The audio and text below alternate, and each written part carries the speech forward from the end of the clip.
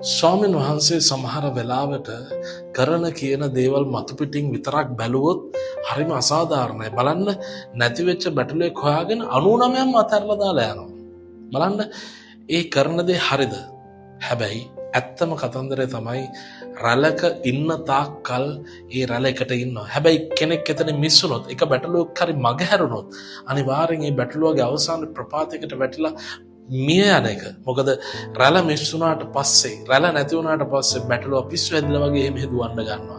එඬේරගේ හඬ ඇහෙන්නේ නැතිකොට උට පිස්සු හැදිලා වගේ දුවන්න පටන් ගන්නවා. ඔබ මම ගැන ස්වාමීන් වහන්සේ නලංගු වෙන්න මේ වගේ නෙමේද? සමහර කලාවට අපි රැළෙන් මිස් වෙනවා. අපිට අපේ කතෝලික සම්ප්‍රදාය මගහැරෙනවා අපේ පව් නිසා.